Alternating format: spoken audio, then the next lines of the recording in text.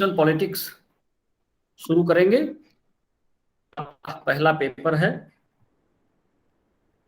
5th semester का, और आज जो है हम इंटरनेशनल पॉलिटिक्स का कंसेप्ट, उसकी अवधारणा, उसका अर्थ, उसकी परिभाषा जानने की कोशिश करेंगे, और साथ ही साथ ये जानने की कोशिश करेंगे कि अंतर्राष्ट्रीय राजनीति हम क्यों पढ़ते हैं। उद्देश्य क्या है आज के व्याख्यान का। आज के व्याख्यान में हम अंतर्राष्ट्रीय राजनीति के अध्ययन के औचित्य और उसकी सामान्य अवधारणा को समझने का प्रयास करेंगे। आज का उद्देश्य है राष्ट्रीय राजनीति और अंतर्राष्ट्रीय राजनीति में अंतर क्या है, उसको हम जानने की कोशिश करेंगे, और अंतर्राष्ट्रीय राजनीति की विषय वस्तु को हम समझने का प्रयत्न करेंगे। आप आज के क्लास से क्या सीख पाएंगे, इसके विषय में हम आपसे बात कर लेते हैं। सबसे पहली बात जो हमारी होगी अंतर्राष्ट्रीय राजनीति के अध्ययन के औचित्य पर होगी कि क्यों हम अंतर्राष्ट्रीय राजनीति पढ़ते हैं, और उसके बाद अंतर्राष्ट्रीय राजनीति का अर्थ और परिभाषा, इसके संबंध में हम जानकारी प्राप्त कर सकेंगे, और different context of international politics, अंतर्राष्ट्रीय राजनीति के विविध संदर्भ, खासतौर पे टर्मिनोलॉजी को लेके जो प्रश्न उठता है कि कुछ लोग इसको अंतर्राष्ट्रीय संबंध कहते हैं, कुछ लोग अंतर्राष्ट्रीय राजनीति कहते हैं, कुछ लोग विश्व राजनीति कहते हैं, कुछ लोग वैश्विक राजनीति कहते हैं। तो ये चीज हम जानने का प्रयास करेंगे, और अंत में हमारी कोशिश होगी ये जानने की, ये हम जान पाएंगे इस व्याख्यान के बाद कि राष्ट्रीय राजनीति और अंतर्राष्ट्रीय राजनीति के मध्य अंतर क्या है। तो सबसे पहले आइए हम ये देखें कि अंतर्राष्ट्रीय राजनीति पढ़ने की उपयोगिता क्या है, इसके अध्ययन का औचित्य क्या है, क्यों हम अंतर्राष्ट्रीय राजनीति पढ़ते हैं। सबसे पहला जो औचित्य है, अंतर्राष्ट्रीय राजनीति के सैद्धांतिक और व्यवहारिक पक्ष को समझना। हम लोगों ने इससे पहले जानने की कोशिश की थी कि अंतर्राष्ट्रीय राजनीति के अंतर्गत वास्तव में आता क्या क्या है, और अंतर्राष्ट्रीय राजनीति में किन मुद्दों पर खास तौर पे फोकस किया जाता है। तो उन चीजों को जानने के लिए हमें ये जानना होगा कि एज ए मेंबर, एक अंतर्राष्ट्रीय जगत के सदस्य के रूप में, जो राज्य आपस में व्यवहार करते हैं, जिनको मैंने आपको कल बताया था कि राज्यों को हम कर्ता कहते हैं, और वो अंतर्राष्ट्रीय राजनीति के समस्त संदर्भों को प्रभावित करते हैं। तो वो जो संदर्भ हैं, जो अंतर्राष्ट्रीय राजनीति में के जो कर्ता हैं, जो राज्य हैं, जो उसको प्रभावित करते हैं, उसको जो है जानने के लिए अंतर्राष्ट्रीय राजनीति को समझना जरूरी होता है। इसके अलावा बहुत सारे ऐसे सिद्धांत हैं जो अंतर्राष्ट्रीय राजनीति के सिद्धांतकारों ने दिए हुए हैं, जिस पर हमने सामान्य फोकस कल किया हुआ था, जैसे आदर्शवाद या आदर्शवादी सिद्धांत जो था, या रियलिस्टिक थ्योरी जो है, यथार्थवादी सिद्धांत जो उनका है, उसके बाद व्यवस्था सिद्धांत है। इसके अलावा बहुत सारे ऐसे सिद्धांत हैं जिस पर हम बात करना चाहेंगे, और इन चीजों को समझने के लिए अंतर्राष्ट्रीय राजनीति को समझना आवश्यक होता है। अंतर्राष्ट्रीय जगत में राज्य कैसे व्यवहार करते हैं, और राज्य एक दूसरे के साथ अपने संबंध कैसे स्थापित करते हैं, इसकी जानकारी प्राप्त होती है, और इसीलिए अंतर्राष्ट्रीय राजनीति राजनीति विज्ञान का अध्ययन करने वाले प्रत्येक व्यक्ति के लिए उपयोगी होता है। दुनिया में बहुत सारे मुद्दे घटित होते रहते हैं, समसामयिक मुद्दे, जैसे अभी आप अफगानिस्तान की स्थिति देख रहे हैं। तो हर वक्त कोई ना कोई गतिविधि ऐसी विश्व में होती रहती है जिसकी जानकारी प्राप्त करना हमको अनिवार्य होता है, और इसलिए जब हम अंतर्राष्ट्रीय राजनीति का संदर्भ समझने का प्रयत्न करते हैं या अंतर्राष्ट्रीय जगत की गतिविधियों को जानने की कोशिश करते हैं, तो हमें अंतर्राष्ट्रीय राजनीति के अध्ययन की आवश्यकता पड़ती है।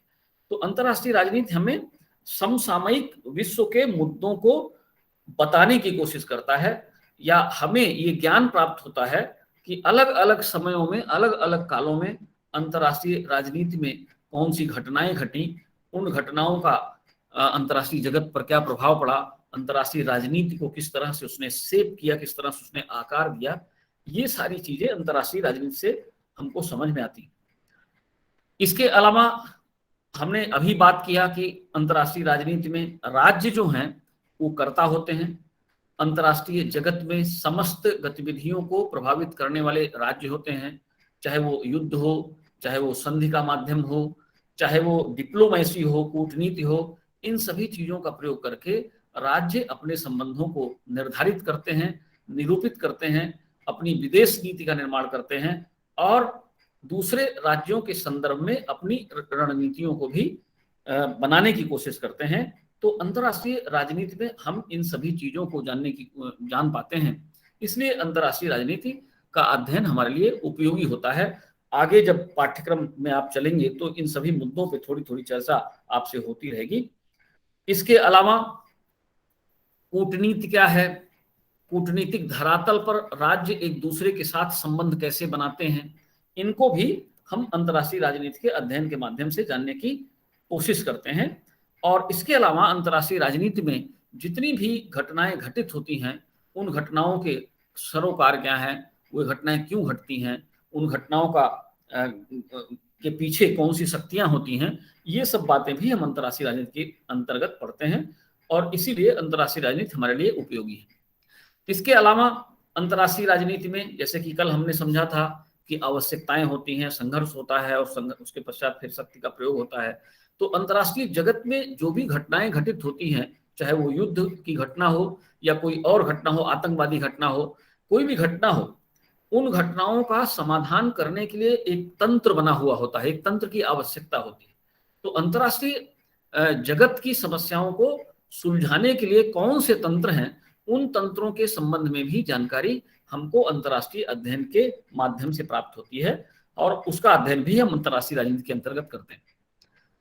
इसके अलावा अंतर्राष्ट्रीय राजनीति को प्रभावित करने वाले कारक क्या हैं, बाहरी कारक और आंतरिक कारक क्या हैं, वो कैसे अंतर्राष्ट्रीय राजनीति की घटनाएं प्रभावित होती हैं, इनको भी जानने की, इनको भी समझने की हम कोशिश करते हैं।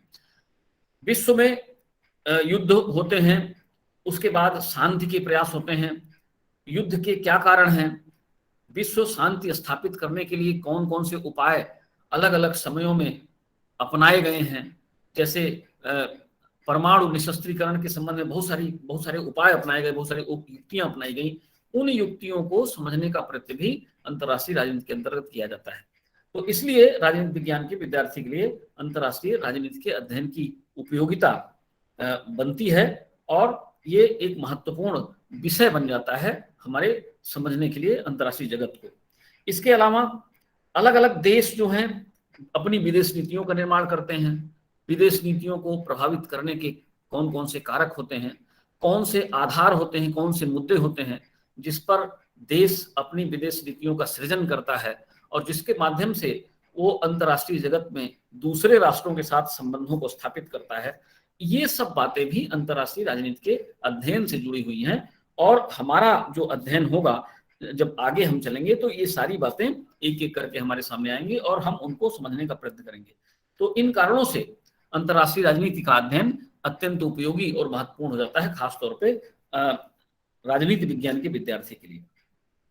अंतर्राष्ट्रीय राजनीति को समझने से पहले हम ये जान लें कि पॉलिटिक्स क्या है, राजनीति क्या है।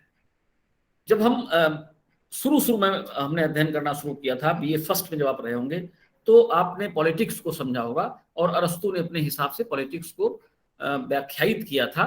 उन्होंने सिटी स्टेट्स के अध्ययन की बात की थी, अर्थात एक राज्य सीमा के अंतर्गत जो भी गतिविधियां होती हैं उनको जानने का हम प्रयत्न करते हैं।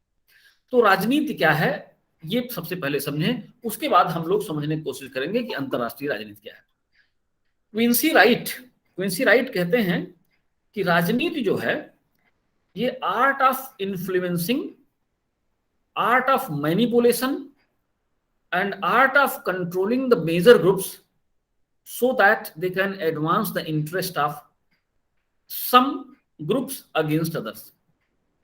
क्विंसी राइट का कहना है दूसरों के खिलाफ कुछ लोगों के हितों को आगे बढ़ाने के लिए जो प्रमुख समूह होते हैं उनको प्रभावित करने, उनको मैनिपुलेट करने, उनके विचारों में बदलाव लाने और उनको नियंत्रित करने की कला राजनीति कहलाती है।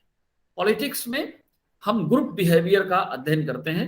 व्यक्ति और समाज, व्यक्ति और राज्य के बीच में संबंध क्या है, व्यक्ति और समूह के बीच में संबंध क्या है, राज्य के अंतर्गत जो समूह अस्तित्व में आते हैं उनके संबंध, उनके बीच में आपसी अंतः क्रिया कैसी होती है, इन चीजों को हम राजनीति के अंतर्गत पढ़ते हैं। तो इसी तरह से राजनीति को परिभाषित करने की कोशिश की गई है। बर्ट्रैंड डी जुवेनल, इन्होंने क्या कहा है, इनका कहना है conflict is the root cause of politics। राजनीति का के मूल में संघर्ष जो है रहता है, या दूसरे शब्दों में हम ये कहें कि संघर्ष जो है वो राजनीति का मूल कारण होता है। जब हमारे बीच में द्वंद्व होता है, संघर्ष होता है, तो हम एक दूसरे के साथ अंतःक्रिया करने की कोशिश करते हैं, एक दूसरे को विपरीत रूप से या अनुकूल रूप से प्रभावित करने की कोशिश करते हैं, और जो वह अंतःक्रिया होती है वो वास्तव में राजनीति होती है। ये कन्फ्लिक्ट जो है, उनका मानना है, बर्टन जुबिनल का मानना है कि राजनीति से संघर्ष को, द्वंद्व को, मतभेदों को कभी भी पृथक नहीं किया जा सकता।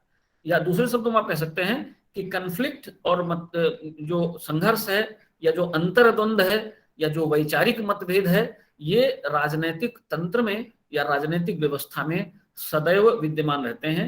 इनको कभी समाप्त नहीं किया जा सकता। अगर हल निकलता भी है तो वो टेम्परेरी हल होता है, अस्थायी हल होता है। परमानेंट कोई सॉल्यूशन आप राजनीति के अंतर्गत नहीं देखते हैं।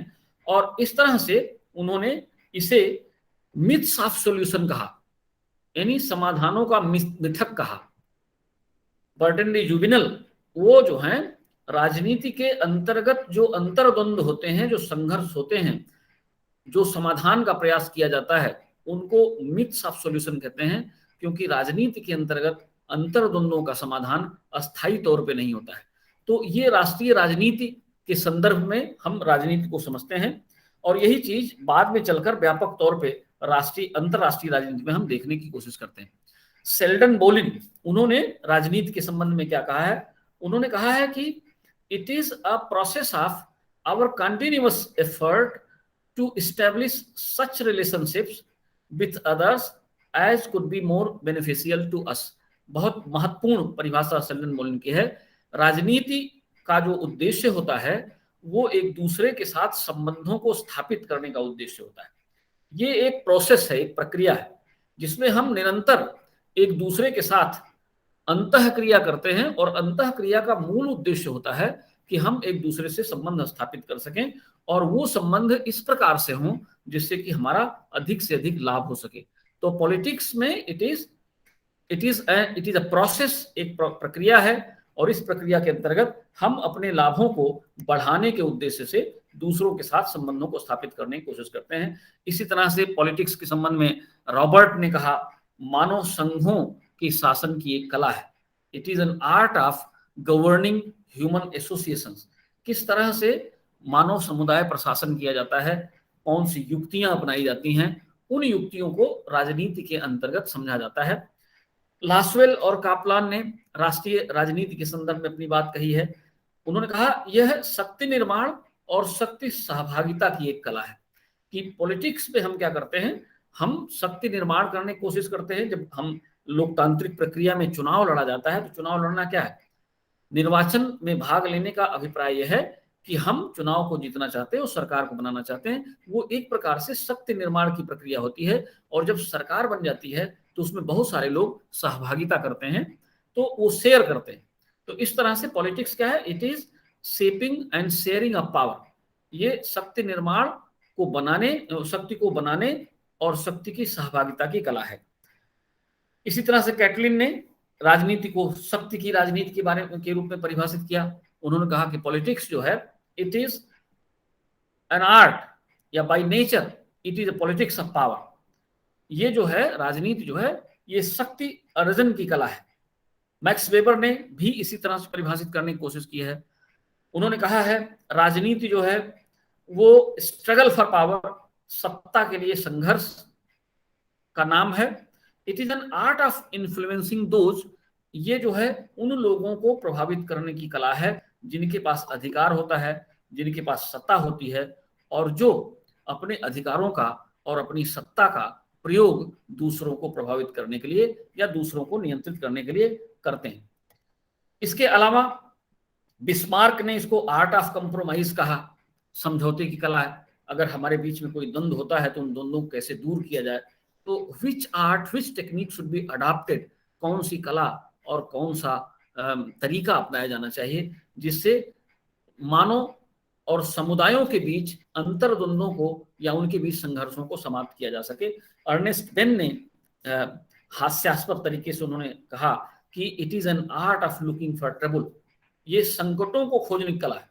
कि कौन सी समस्याएं हैं और उन समस्याओं का समाधान कैसे हो। यह पता लगाने की कला है कि कोई संकट मौजूद है अथवा नहीं। ये जो है संकटों का गलत निदान खोजने की कला है और बाद में उनका उपचार करने की भी कला है। तो इन्होंने हास्य में जो है इस तरह से राजनीति को परिभाषित किया। कुल मिला के राजनीति जो है मानव और राज्य या मानव और मानव संघों या मानव समुदायों के बीच जो संबंध हैं उन संबंधों को समझने की एक कला है। और ये जो पॉलिटिक्स है इसको जब हम समझ लेते हैं तो हम देखते हैं कि विस्तारित रूप में इसी तरह की गतिविधियां अंतर्राष्ट्रीय राजनीति में भी पाई जाती हैं। अंतर्राष्ट्रीय राजनीति में भी संघर्ष होते हैं, अंतर्राष्ट्रीय राजनीति में भी संघर्षों का समाधान करने की एक प्रक्रिया होती है और उन प्रक्रियाओं के तहत हम समस्याओं को समझने की कोशिश करते हैं। तो अंतर्राष्ट्रीय राजनीति क्या है, अब हम इसको समझेंगे। अभी तक हमने राष्ट्रीय राजनीति को समझा और उसी के आधार पर हम अंतर्राष्ट्रीय राजनीति को समझने की कोशिश करते हैं। अंतर्राष्ट्रीय राजनीति वास्तव में जैसा कि कल भी हमने सामान्य तरीके से आपसे चर्चा किया था, इसमें 4 मूल बातें शामिल होती हैं। सबसे पहली बात तो है आवश्यकता, नीड्स। हर एक राज्य की, हर एक व्यवस्था की एक जरूरत होती है और उस जरूरत की पूर्ति वो राज्य हर संभव तरीके से करने की कोशिश करता है। अगर हम राष्ट्रीय स्तर पर देखें तो व्यक्ति है, व्यक्ति की जरूरतें होती हैं, व्यक्ति अपनी जरूरतों को पूरी करता है। इसी तरह से अंतर्राष्ट्रीय स्तर पर अगर हम देखने की कोशिश करें तो वहां पर यह समझ में आता है कि राज्यों की कुछ निहित कुछ आवश्यकताएं होती हैं। उन आवश्यकताओं को पूरा करने के लिए पहले तो स्वतः प्रयास करता है, लेकिन स्वतः वो आवश्यकताएं पूरी नहीं हो सकती और इसलिए वो समूहों का निर्माण करता है।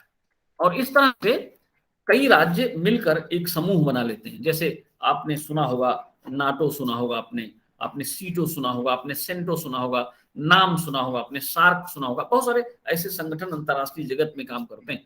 तो जब हमारे हित अपने से सिद्ध नहीं हो पाते, हमारी आवश्यकताएं स्वतः से पूरी नहीं हो पाती, तो हम दूसरों के साथ एक समूह बनाने की कोशिश करते हैं और हमारा प्रयत्न होता है कि हम अपनी आवश्यकताओं को उस माध्यम से, समूहों के माध्यम से पूरा करें।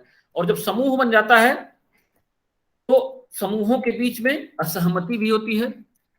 समूहों के बीच में असहमति किस आधार पर होती है? जरूरी नहीं कि प्रत्येक व्यक्ति की आवश्यकता समरूप हो, एक जैसी हो। कुछ लोगों की नीड्स जो है, नीड्स कैन डिफर, आवश्यकताएं अलग अलग हो सकती हैं। एक समूह की आवश्यकता कुछ हो सकती है तो दूसरे समूह की आवश्यकता कुछ हो सकती है।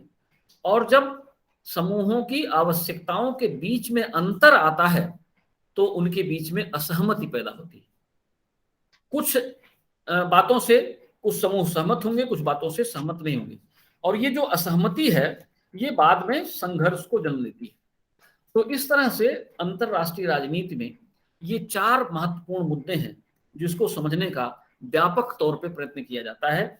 आवश्यकताएं और आवश्यकताओं के कारण समूहों का निर्माण, और जब बहुत सारे समूह हो जाते हैं तो उनके बीच में असहमति का होना, और जब असहमति होती है तो उनके बीच में संघर्ष होता है और फिर उन संघर्षों का समाधान करने की कोशिश की जाती है।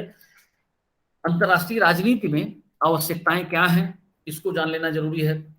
प्रत्येक राज्य की सबसे बड़ी आवश्यकता होती है नेशनल इंटरेस्ट, उसका राष्ट्रीय हित क्या है। अब राष्ट्रीय हित एक व्यापक चीज है और इसकी बहुत व्यापक परिभाषा होती है। कुछ लोगों का राष्ट्रीय हित हो सकता है एक्सटर्नल सिक्योरिटी, बाह्य सुरक्षा। कुछ का राष्ट्रीय हित हो सकता है उसकी आंतरिक सुरक्षा। कुछ का राष्ट्रीय हित आर्थिक मुद्दों से संबंधित हो सकता है, वो अपना इकोनॉमिक डेवलपमेंट करना चाहते हैं। कुछ का राष्ट्रीय हित हो सकता है विश्व के दूसरे राष्ट्रों के साथ व्यापारिक संबंधों को मजबूत बनाना। कुछ का सैनिक संगठन बनाना हो सकता है या सैनिक संधियां करके अपने को मजबूत करना होता है। तो अलग अलग राज्यों के अलग अलग हित हो सकते हैं। तो हमारी आवश्यकताएं क्या हैं? राष्ट्रीय हित होती हैं और इन राष्ट्रीय हितों को पूरा करने के लिए जो समूह बनते हैं उन समूहों को हम राज्य कहते हैं। ये जो राज्य हैं ये कर्ता होते हैं। कर्ता का अभिप्राय है actor, they act to influence the behaviour of the nations, they act to influence the nature, the working of a system. किसी भी व्यवस्था, किसी भी कार्य प्रणाली को प्रभावित करने की कोशिश ये एक्टर्स करते हैं, ये कर्ता करते हैं। तो राज्य जो है वो करता है, वो प्रभावित करते हैं, और इन्हीं राज्यों के माध्यम से राष्ट्रीय हितों की परिभाषा भी होती है। और अभी हम जो चर्चा कर रहे थे कि इनके बीच में जब असहमति होती है, हमारे हित अलग हो सकते हैं, आपके हित अलग हो सकते हैं, किसी राष्ट्र का कोई हित हो सकता है, किसी राष्ट्र का कोई दूसरा हित हो सकता है, और जब हितों का टकराव होता है, नेशनल इंटरेस्ट जब आपस में एक दूसरे के आमने सामने होते हैं, तो हमारे बीच में असहमति पैदा होती है, जिसको हम संघर्ष की संज्ञा देते हैं। ये असहमति धीरे धीरे संघर्ष में बदल जाती है, और फिर बाद में इन संघर्षों का समाधान खोजने का प्रयास होता है। और संघर्ष का उपाय क्या होता है, संघर्षों का समाधान खोजने का उपाय क्या होता है? या तो शक्ति हो सकता है, शक्ति का प्रयोग कर सकते हैं, या सत्ता, अथॉरिटी, हमारे पास सत्ता है, हमारे पास अधिकार है, हम उन अधिकारों को प्रयोग कर सकते हैं, या हम अपने प्रभावों का प्रयोग कर सकते हैं। हम देखते हैं कि बीच बीच में जब अंतर्राष्ट्रीय जगत में समस्याएं आती हैं, तो विश्व की जो महाशक्तियां हैं, जो अंतर्राष्ट्रीय व्यवस्था को अपनी शक्ति के माध्यम से, अपने प्रभाव के माध्यम से, अपनी सत्ता के माध्यम से प्रभावित कर सकती हैं, वो बीच में आती हैं, वो हस्तक्षेप करती हैं, और उनका उद्देश्य होता है जो राष्ट्रों के बीच में संघर्ष है, जो राष्ट्रों के बीच में द्वंद्व है, उस द्वंद्व को दूर करना। तो इस तरह से ये चार बातें हो गई। नीड्स राष्ट्रीय हित होते हैं, आवश्यकताएं जो हैं वो राष्ट्रीय हित होते हैं। उन राष्ट्रीय हितों को प्राप्त करने के लिए राज्यों का समूह बनता है, और वो समूह राज्य होते हैं जो कर्ता के रूप में प्रत्येक राज्य की या प्रत्येक या व्यवस्था की गतिविधियों को प्रभावित करते हैं। उन राज्यों के बीच में जब असहमति पैदा होती है तो संघर्ष होता है, और फिर संघर्षों का समाधान करने के लिए उसका उपाय खोजा जाता है। उसका उपाय अनुनय विनय हो सकता है, उसका उपाय शक्ति हो सकता है, हमारा प्रभाव हो सकता है कि हम अपने प्रभाव से उस समस्या का समाधान करें। जब कभी भी आप देखते हैं जैसे भारत और चीन के बीच में संघर्ष हुआ, तो उस संघर्ष का समाधान करने के लिए महाशक्तियों के पास जाने की कोशिश करते हैं, या दूसरे राष्ट्रों को अपने साथ जोड़ने की कोशिश करते हैं। तो ये तरीके होते हैं। तो इस तरह से समूह, राष्ट्रीय हित, संघर्ष और शक्ति और प्रभाव, ये चार बातें अंतर्राष्ट्रीय राजनीति में महत्वपूर्ण बातें हैं। और शुरू से लेकर अंत तक जब आप अंतर्राष्ट्रीय राजनीति का अध्ययन करते हैं, तो किसी न किसी रूप में ये सारी बातें हमारे सामने आती हैं। तो ये चार महत्वपूर्ण सोपान इनको कह सकते हैं। These are the essence of international politics, these are the foundations of international politics. ये अंतर्राष्ट्रीय राजनीति के आधार स्तंभ हैं, जिन पर अंतर्राष्ट्रीय जगत या अंतर्राष्ट्रीय संबंध या विदेश नीति या हमारी जो अंतःक्रिया है एक दूसरे के साथ जो होती है, वो इस पर आधारित होती है। तो ये इनको हम इसेंस के नाम से जानते हैं। अब देखिए, हम इसको थोड़ा सा और स्पष्ट तरीके से समझना चाहेंगे इस स्प्रे डायग्राम के माध्यम से।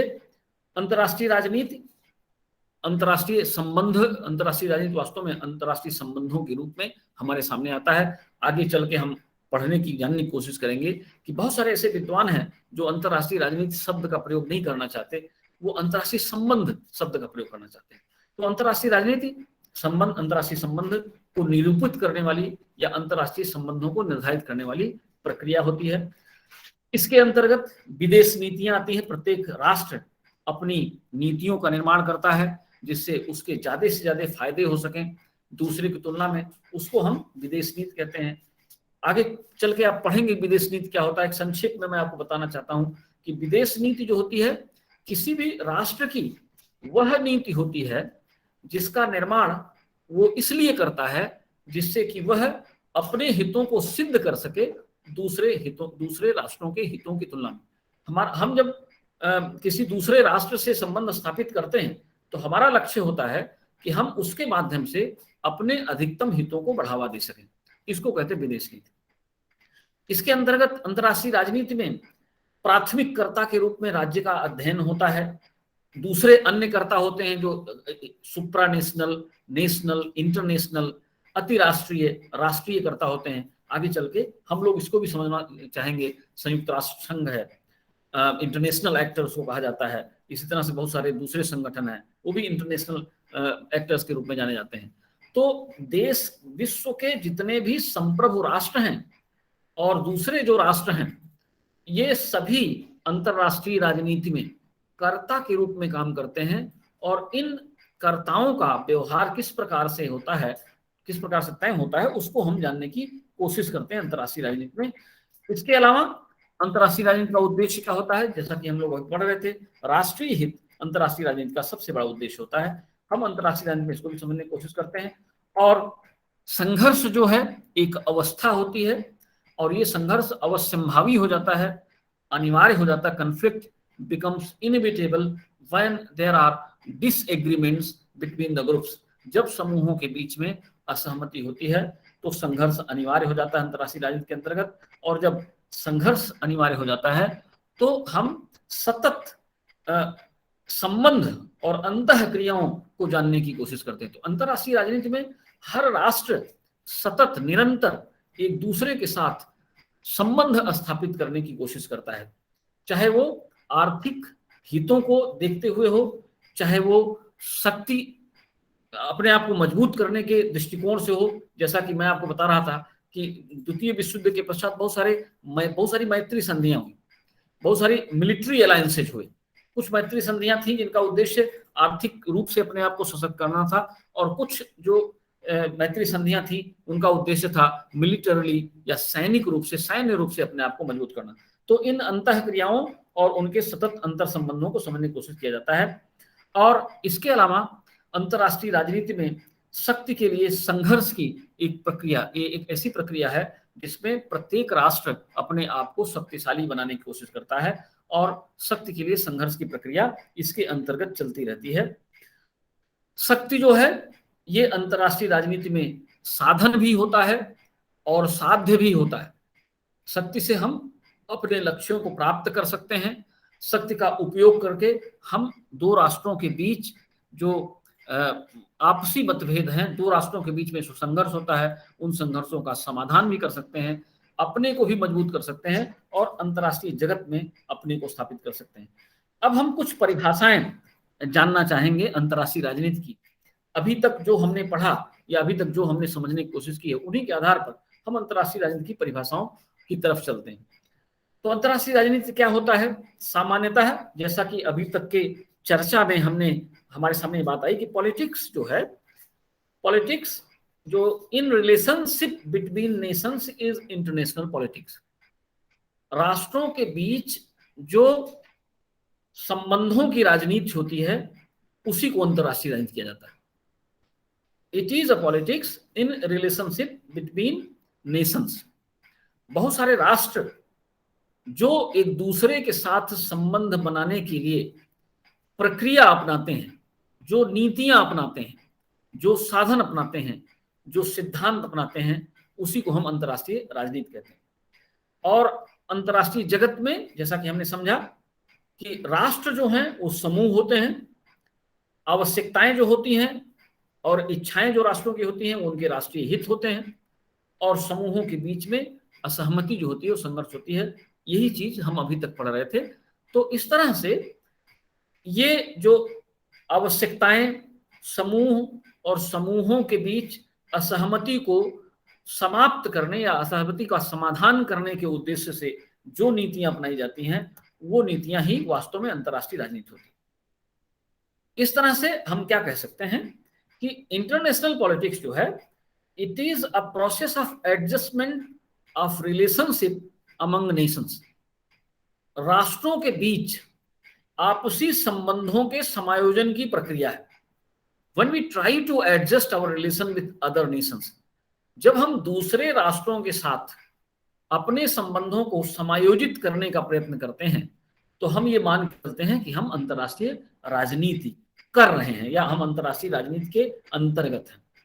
और ये जो समायोजन होता है ये किसी भी राष्ट्र या राष्ट्रों के समूह के पक्ष में शक्ति के माध्यम से की जाती है। अब शक्ति को आप सैन्य शक्ति या भौतिक शक्ति के रूप में नहीं ले सकते। शक्ति प्रभाव भी शक्ति होता है, आर्थिक क्षमता जो है वो भी शक्ति होती है। हम आर्थिक, कई बार क्या होता है, अभी आप देख रहे होंगे कि तालिबान ने अफगानिस्तान सरकार को अपदस्थ करके अफगानिस्तान पे कब्जा कर लिया। तो सबसे पहला जो प्रतिबंधात्मक कार्रवाई हुई वो ये हुई कि उनके जो पैसे विदेशी बैंकों में थे उस पर उन्होंने संयुक्त राज्य अमेरिका ने बैन लगा दिया। तो ये क्या है, आर्थिक प्रतिबंध लगा के भी संबंधों का समायोजन किया जाता है। कई बार जो है उनके ऊपर दबाव बना के संबंधों का समायोजन किया जाता है, और कई बार जब संबंध समायोजन नहीं होता है तो फिर अंतिम तौर पे शारीरिक शक्ति या फिजिकल फोर्स या ये कह सकते हैं मिलिट्री पावर का प्रयोग किया जाता है। तो अंतर्राष्ट्रीय राजनीति क्या हो गया? अंतर्राष्ट्रीय राजनीति राष्ट्रों के बीच संबंधों के समायोजन की प्रक्रिया है जो किसी राष्ट्र या राष्ट्रों के समूह के पक्ष में शक्ति के माध्यम से की जाती है। यानी शक्ति एक महत्वपूर्ण साधन है जिसके माध्यम से राज्यों के बीच संबंधों को स्थापित करने का प्रयत्न किया जाता है। वो शक्ति चाहे जिस रूप में हो, चाहे आर्थिक रूप में हो, चाहे वैचारिक रूप में हो, चाहे प्रभाव के रूप में हो। ऑक्सफोर्ड डिक्शनरी ने अंतर्राष्ट्रीय राजनीति को कैसे परिभाषित किया है, इसको भी हम जानने की कोशिश करते हैं। ऑक्सफोर्ड डिक्शनरी अंतर्राष्ट्रीय राजनीति परिभाषित करती है, उसका कहना है कि discipline of international politics studies interactions between and among the Nations.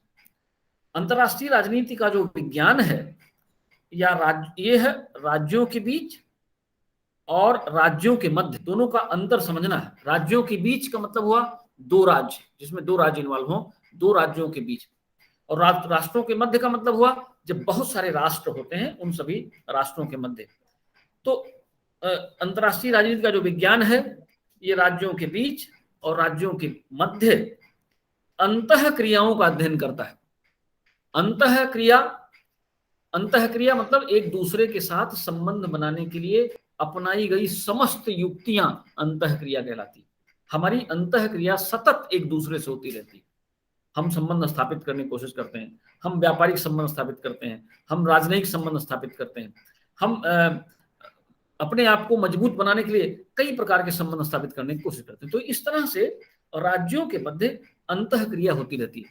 तो जो परिभाषा है, इस परिभाषा को समझने की आवश्यकता है। अंतर्राष्ट्रीय राजनीति का विज्ञान राज्यों के बीच और राज्यों के मध्य, ये दोनों शब्द को समझना आवश्यक है। दो राज्यों के बीच और बहुत सारे राज्यों के मध्य जो अंतः क्रियाएं होती हैं उनका अध्ययन अंतर्राष्ट्रीय राजनीति के अंतर्गत किया जाता है।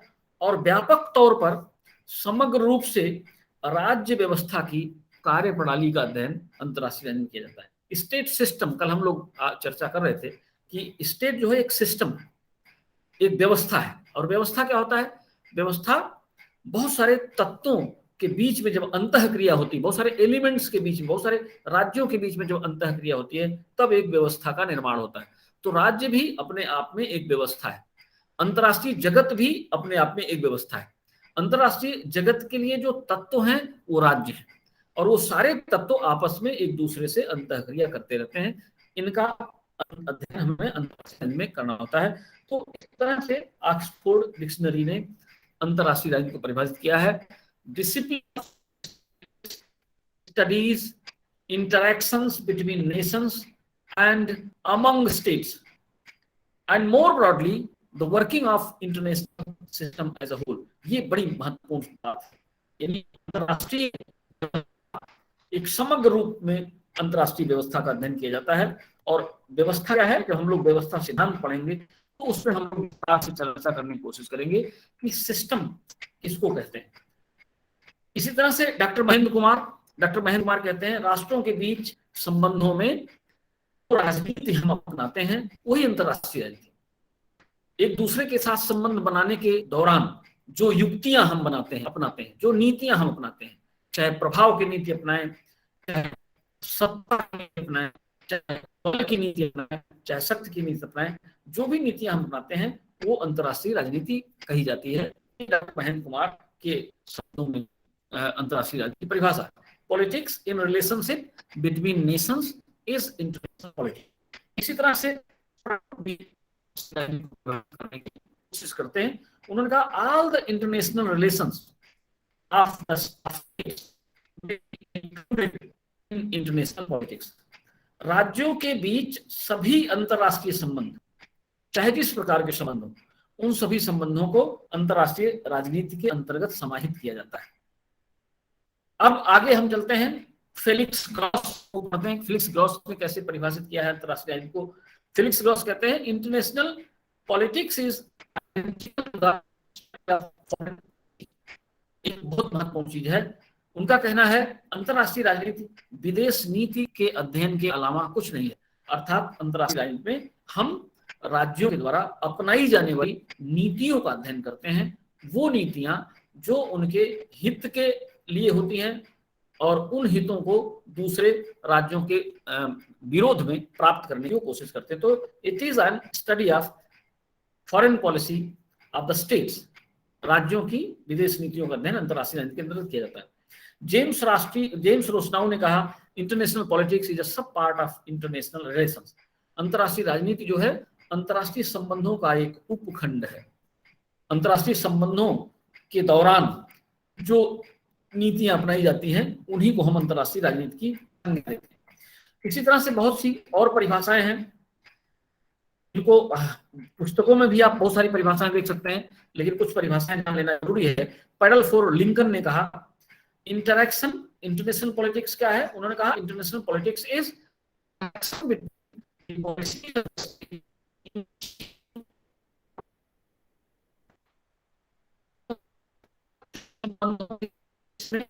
राज्यों की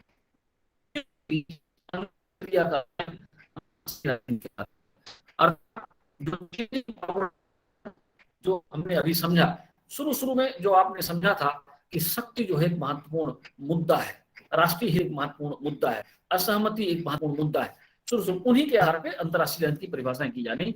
पैडल फॉर लिंकन शक्ति संबंधों के परिदृश्य में राज्यों की नीतियों के बीच अंतःक्रिया को अंतरराष्ट्रीय राजनीति कहते हैं।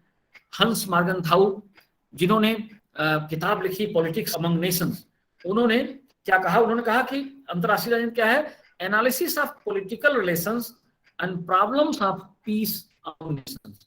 बहुत अच्छी परिभाषा उन्होंने दिया। उन्होंने कहा राष्ट्रों के मध्य राजनैतिक संबंधों और शांति की समस्याओं का विश्लेषण करना अंतरराष्ट्रीय राजनीति है। हंस मार्गनथाउ आगे भी कहते हैं, हंस मार्गनथाउ कहते हैं nothing more it is international politics है। उन्होंने कहा international politics is nothing more than the struggle for power among Nations. उन्होंने कहा राष्ट्रों के मध्य शक्ति और प्रतिस्पर्धा के लिए संघर्ष के अलावा और कुछ नहीं। International politics is nothing more than struggle for power among Nations. तो ये कुछ महत्वपूर्ण परिभाषाएं हैं, इसको हमें समझना है, क्योंकि आगे जब हम चलेंगे तो इन्हीं सब चीजों को हम जानने की कोशिश करते हैं। पामर पर्किंस ने कहा कि international politics is essentially concern with the state system. अंतरराष्ट्रीय राजनीति अनिवार्य रूप से राज्य व्यवस्था से संबंधित है। स्टेट सिस्टम, अब सिस्टम पर हमने थोड़ा सा प्रकाश डाला है, आगे चल के हम फिर सिस्टम की बात करेंगे। तो स्टेट क्या है, state is also a system, क्योंकि इसमें भी बहुत सारे तत्वों का आपस में समायोजन होता है या आपस में तत्वों के बीच में अंतःक्रिया होती है। तो स्टेट इज अ सिस्टम। तो स्टेट सिस्टम से अनिवार्य रूप से जुड़ी हुई प्रक्रिया अंतरराष्ट्रीय राजनीति कहलाती है। चार्ल्स स्लीचर ने कहा है all the interstate relations is international politics. जितने भी अंतरराज्य संबंध हैं, राज्यों के बीच में जितने ही प्रकार के संबंध हैं, चाहे जिस प्रकार के संबंध हों, उन सभी संबंधों को हम अंतरराष्ट्रीय राजनीति के अंतर्गत शामिल करते हैं। तो इस तरह से आपने अंतरराष्ट्रीय राजनीति को समझने की कोशिश की, उनकी परिभाषाओं को समझने की कोशिश की, और उन परिभाषाओं में जो महत्वपूर्ण बात निकल कर आई, वो महत्वपूर्ण बात अगर आप देखें तो शक्ति जो है डोमिनेट करती है और संघर्ष जो है डोमिनेट करता है, राष्ट्रीय हित डोमिनेट करता है और संघर्षों को समाधान करने के उपाय डोमिनेट करते हैं। इसी तरह से अंतरराष्ट्रीय राजनीति को परिभाषित करने की कोशिश की गई। अब एक बड़ी महत्वपूर्ण बात है जिस पर हम लोग चर्चा करते रहते हैं और आप सभी भी उस पर बात करते रहते हैं, वो है प्रॉब्लम ऑफ नॉमेनक्लेचर, नामकरण की समस्या, कि अंतरराष्ट्रीय राजनीति को क्या कहा जाए। अलग अलग जो विद्वान हैं उन्होंने अलग अलग तरीके से अंतरराष्ट्रीय राजनीति को समझने की कोशिश की है। कुछ विद्वान तो इसको अंतरराष्ट्रीय राजनीति की संज्ञा देते हैं, लेकिन कुछ विद्वान इसे इंटरनेशनल रिलेशन कहते हैं, अंतरराष्ट्रीय संबंध कहते हैं। तो वास्तव में अंतरराष्ट्रीय राजनीति क्या है, या अंतरराष्ट्रीय राजनीति को एक विज्ञान के रूप में हम कैसे समझें या कैसे जानें। कुछ लोग इसको वर्ल्ड पॉलिटिक्स कहते हैं, विश्व राजनीति कहते हैं। कुछ लोग अभी आधुनिक संदर्भ में, वर्तमान संदर्भ में अगर देखा जाए तो अब वर्ल्ड पॉलिटिक्स को बदल के उन्होंने ग्लोबल पॉलिटिक्स कहना शुरू कर दिया है, वैश्विक राजनीति। विश्व राजनीति को उन्होंने वैश्विक राजनीति कहना शुरू कर दिया। तो इस तरह से अलग अलग नाम अंतर्राष्ट्रीय राजनीति के लिए रखे जाते हैं और अलग अलग विद्वानों ने इनको समझने की कोशिश किया है। तो कुछ लोग इसको अंतर्राष्ट्रीय राजनीति कहते हैं, कुछ लोग इसको अंतर्राष्ट्रीय संबंध कहते हैं, और कुछ लोग इसको इंटरनेशनल सिस्टम कहते हैं, अंतर्राष्ट्रीय व्यवस्था कहते हैं, और कुछ लोग ऐसे हैं जो इसे इंटरनेशनल अफेयर्स कहते हैं। तो अंतर्राष्ट्रीय राजनीति जो कहने वाले लोग हैं उनका कहना है कि इसमें वास्तव में केवल राज्यों के बीच राजनैतिक अंतःक्रियाओं को ही समझने की कोशिश की जाती है, इसलिए इसको अंतर्राष्ट्रीय राजनीति कहा जाना जरूरी है। दूसरे जो विद्वान हैं वो कहते हैं कि इंटरनेशनल रिलेशन है, अंतर्राष्ट्रीय राजनीति में जो राजनैतिक संबंधों का आकलन होता है या राजनीतिक संबंधों राज्यों के बीच में जो अंतःक्रिया होती है उसका सबसे बड़ा उद्देश्य होता है कि वो एक दूसरे के साथ दूसरे के साथ संबंध स्थापित कर सके। तो अंतर्राष्ट्रीय राजनीति में वास्तव में राज्यों के बीच संबंधों का ज्ञान होता है या राज्यों के बीच संबंधों को समझने की कोशिश किया जाता है, इसलिए इसे अंतर्राष्ट्रीय संबंध कहा जाना चाहिए। तो अब अंतर्राष्ट्रीय संबंध, कुछ ऐसे विद्वान हैं जो कहते हैं कि अंतर्राष्ट्रीय संबंध बहुत व्यापक विषय है, अंतर्राष्ट्रीय संबंध को हम बांध के नहीं रख सकते, तो इसलिए जो है अंतर्राष्ट्रीय संबंध एक उपयुक्त शब्द नहीं है। तो लेकिन कुछ बहुत सारे विद्वान ऐसे हैं जो अंतर्राष्ट्रीय राजनीति को अंतर्राष्ट्रीय संबंध के रूप में ही समझने की कोशिश करते हैं, वो अंतर्राष्ट्रीय राजनीति को जो है अंतर्राष्ट्रीय राजनीति नाम से जानने की कोशिश नहीं करते। कुछ लोग कहते हैं कि अंतर्राष्ट्रीय राजनीति में एक इंटरनेशनल सिस्टम का अध्ययन किया जाता है, जैसा कि हम लोग अभी चर्चा कर रहे थे कि पूरा जो अंतर्राष्ट्रीय जगत है वो क्या है, वो अपने आप में एक तंत्र है। अभी देखिए वैश्वीकरण की शुरुआत होने के बाद से दुनिया को हम ग्लोबल विलेज के नाम से जानने लगे कि एक ग्लोबल विलेज बन गया है जिसमें इंटरेक्शन आसान हो गया, अंतःक्रियाएं आसान हो गई, एक दूसरे के पास पहुंचना आसान हो गया, एक दूसरे के साथ संवाद आसान हो गया। तो उन्होंने कहा कि ये सिस्टम का अध्ययन, पूरे सिस्टम का अध्ययन करता है जिसमें कि अंतःक्रियाएं होती। सिस्टम को सामान्य तरीके से परिभाषित भी इसी तरह से किया गया है। सिस्टम क्या है? It is a set of elements standing in interaction with one another. ये बहुत सारे तत्वों का समूह है, बहुत सारे अवयव इसमें शामिल होते हैं और उन्हीं अवयवों के बीच में जब अंतःक्रिया प्रारंभ होती है तो वो व्यवस्था बन जाती है। तो कुछ लोग कहते हैं कि इसको अंतर्राष्ट्रीय राजनीति नहीं कहा जाना चाहिए, इसको अंतर्राष्ट्रीय संबंध नहीं कहा जाना चाहिए, इसे वास्तव में अंतर्राष्ट्रीय व्यवस्था कहा जाना चाहिए। दूसरे लोग हैं कहते हैं कि अंतर्राष्ट्रीय राजनीति विदेश नीति का अध्ययन करते हैं, जो तमाम तरह के इश्यूज, जो मुद्दे आते हैं, जो मामले आते हैं, उन मामलों को समझने की कोशिश किया जाता है, इसलिए इंटरनेशनल पॉलिटिक्स को अंतर्राष्ट्रीय मामले या इंटरनेशनल अफेयर्स कहा जाना चाहिए। बहुत सारे ऐसे लोग हैं जो ग्लोबल पॉलिटिक्स के रूप में अंतर्राष्ट्रीय राजनीति को परिभाषित करते हैं। अब आज के समय में जो किताबें लिखी जा रही हैं, अगर आप उसमें देखेंगे तो उसमें ग्लोबल पॉलिटिक्स नाम से, टाइटल से ही पुस्तकें लिखी जा रही हैं। इसी तरह कुछ लोग उसको वर्ल्ड पॉलिटिक्स कहते हैं और कुछ लोग फॉरेन अफेयर्स कहते हैं। लेकिन अगर हम सही तरीके से देखें तो ये सारे के सारे जो एलिमेंट हैं, ये सब के सब अंतर्राष्ट्रीय राजनीति और अंतर्राष्ट्रीय संबंध के अंदर समाहित हो जाते हैं। तो वर्तमान संदर्भ में एक अनुशासन के रूप में अंतर्राष्ट्रीय राजनीति को समझने के लिए दो ही नामकरण उपयुक्त हैं। एक नामकरण है इंटरनेशनल पॉलिटिक्स, कुछ लोग इसको अंतर्राष्ट्रीय राजनीति कहते हैं, और कुछ लोग इसको अंतर्राष्ट्रीय संबंध कहते हैं, और कुछ लोग कहते हैं कि बोथ आर इंटरचेंजेबल। कुछ लोग कहते हैं कि ये दोनों के दोनों जो नामकरण हैं, ये एक दूसरे के साथ इनका इंटरचेंज हो सकता है या एक दूसरे के साथ इनको समझने की कोशिश की जा सकती है। तो अभी बहुत सारी चीजें हैं, कुछ बातें इसमें रह गई हैं जो हम आपसे आज चर्चा करना चाह रहे थे। अंतर्राष्ट्रीय राजनीति और राष्ट्रीय राजनीति में क्या अंतर है, ये जानने की कोशिश हम लोग करना चाह रहे थे। तो लेकिन हमको लगता है कि लगभग 1 घंटे का समय हो रहा है और हम अपनी बात को यहाँ पे विराम देने की कोशिश करते हैं।